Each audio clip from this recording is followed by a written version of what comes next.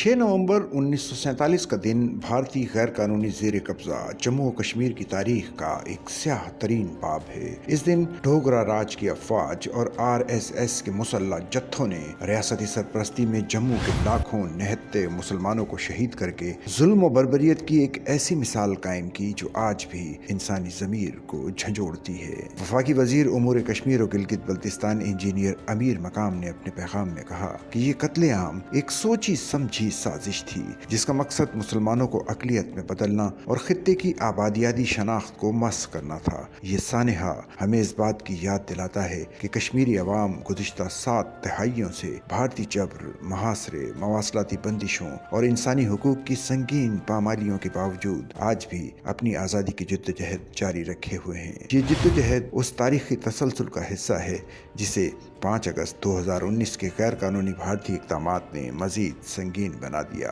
जब भारत ने आइन की दफा 370 और 35A मनसूख करके जम्मू और कश्मीर की खुसूसी हैसियत छीन ली। उन्होंने कहा कि हम हुर्रियत क़यादत की कुर्बानियों को भी सलाम पेश करते हैं जो भारतीय कैदोबंद के बावजूद अपने अवाम के हक के लिए डटे हुए हैं। पाकिस्तान हर आलमी फोरम पर कश्मीरियों के इंसानी हुकूक की आवाज़ बुलंद करता रहेगा यहाँ तक कि इंसाफ और आज़ादी का दिन आ जाए। इंजीनियर अमीर मकाम ने कहा कि पाकिस्तान इस मौके पर जम्मू के शोहदा को खराज अकीदत पेश करता है और कश्मीरी अवाम के हक के खुद इरादियत के लिए अपनी सियासी, सफारती और अखलाकी हिमायत के अज़्म का इआदा करता है जो कि अक़वाम मुत्तहिदा की सलामती कौंसिल की करारदादों के ऐन मुताबिक है, जिनमें वाज़ेह तौर पर कहा गया है कि जम्मू और कश्मीर के मुस्तकबिल का फैसला अक़वाम मुत्तहिदा की ज़ेर निगरानी आज़ादाना और मुनसिफाना रायशुमारी के जरिए किया जाएगा। जुलाई 2025 में तनाज़ात के पुरअमन हल के लिए अक़वाम मुत्तहिदा की सलामती कौंसिल की करारदाद ने भी इन करारदादों के मौसर निफाज के हल के तरीक़ाकार को मजबूत बनाने की ज़रूरत पर जोर दिया है।